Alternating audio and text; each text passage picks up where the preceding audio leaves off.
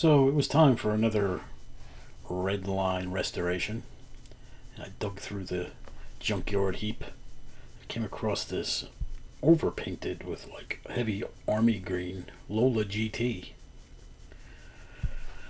So I don't think I've ever done a Lola G.T. before. And it was time. And when I inspected it, underneath, when I lifted the rear, the lid, it looked like it was already painted in Spectra Flame Green. And I love Spectra Flame Green. But I decided not to paint it the original color. So I didn't. But I took my time with this because it was, the base looked it looked like it was a little messed up. But after I got it open, I noticed that it was in pretty good condition. So I just went along with the normal procedures. Got the base part, took out the interior and the windscreen, and dumped our body in some of the super paint remover juice. Set that up overnight, and then cleaned it and scraped it, and there really wasn't much to do as far as filing or anything.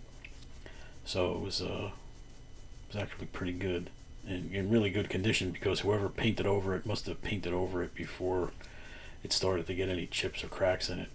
So here I'm just removing the cap wheels. Just take an X-Acto knife and wedge it in between the, I guess you would call it the hub, and the actual wheel. You just repeat this as necessary. If all goes well, they'll just slip off. The base turned out to be in good condition, so I dipped that in our little jar of CLR.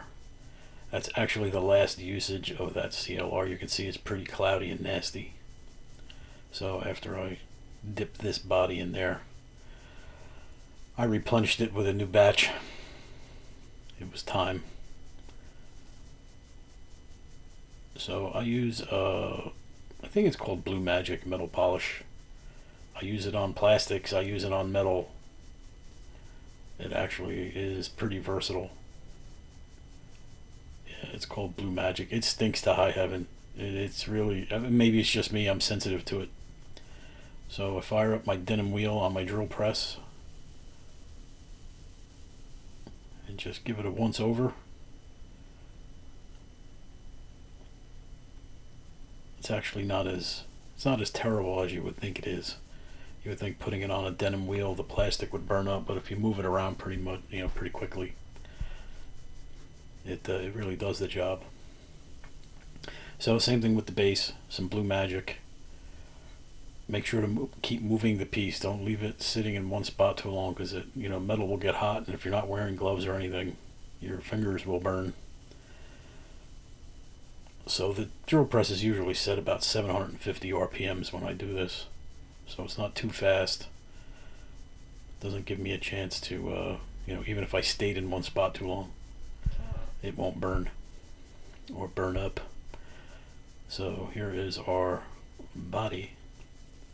You can see that it was in pretty good shape after the paint remover, so there wasn't any, that extra paint. Whoever painted it, did it some justice to last 54 years. So the zinc actually was pretty much protected.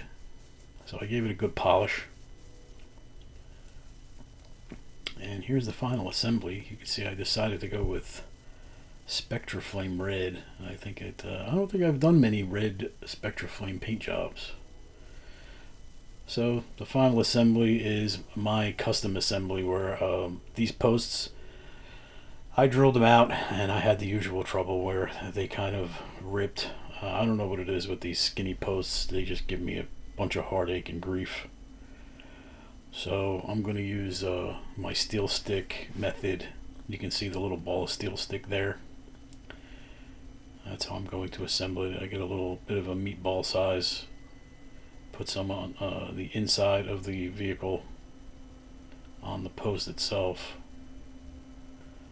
And that takes care of the underside. And then I'll repeat that. I'll put a little tiny chunk on the base on the outside. So this way I know I get some squeeze underneath that'll hold it together,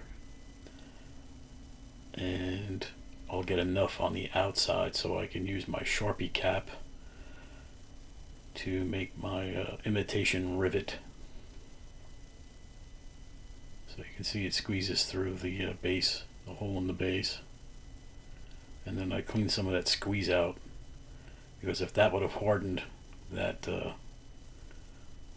that rear deck lid would have ceased to open, because that steel stick gets pretty hard. So that would have jammed that up.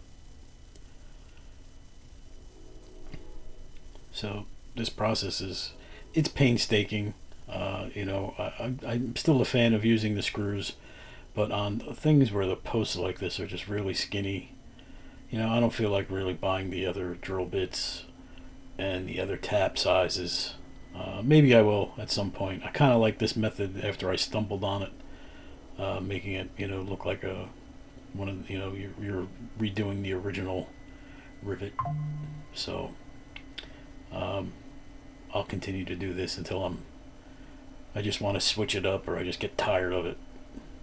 So you can see the indentation on the Sharpie cap. And I use a little bit of 3-in-1 oil. You could put any kind of lubricant on there, because the steel stick tends to stick to the cap if you saw some of the previous videos. And if you press hard enough, what'll happen is it's kind of like using if you've ever made pie with pie crust, and you use a pie crust cutter on the end of the pie tin when you're actually making the crust. If you push the Sharpie down hard enough, it will actually get the steel stick to ooze out of the sides, and then because of the lubricant, you just remove it. It just slides off. You don't have to cut it. You can do a little scraping if you really want to get it close, but for the most part it just flakes right off. The lubricant helps, and everything is right in the world, so to speak. So now I just get a paper towel and I dab that oil so it doesn't stay on the body or the base. I don't want it to actually do any kind of damage. So after I scrape away the excess that just kind of doesn't look right, tidy it up, it's not really clean, I just get a paper towel and looks like I'm going in for another push on this one for some reason. I don't recall doing that. Ooh, I actually did both of them twice. Alright. Well, using the lubricant, it actually gives you a chance to do that. You get a little extra time to play with the steel stick. So, there you go. Now I'm just taking the excess. Try not to push too hard on the steel stick itself, but I want to get that excess oil and lubricant off of there. I don't want it to stain the actual base. Not that I think it would, but something in my head tells me that it just may. So, an ounce of precaution. And she rolls pretty good. She really looks good. The paint came out pretty darn swell, if you ask me. So, you can see the back opens. And this is what we started with. A well played with, very well played with, and protected. Somebody just felt like giving it a paint job for some reason. I'm glad they didn't get any on the windscreen. They did a pretty nice paint job. And here is the after in our Spectra Flame red paint. So it was nice to get another restoration of a Redline done. And I really appreciate everybody stopping by and checking these things out. So thank you for subscribing. Don't forget to like and share. Leave me a comment or two, and let me know if there's any red lines that you would like to see next. Maybe I have one or two sitting in the junk pile, and I'll be happy to go through them and give it a whirl. So I hope everybody is doing well, and until the next time, I'll see you in the next one.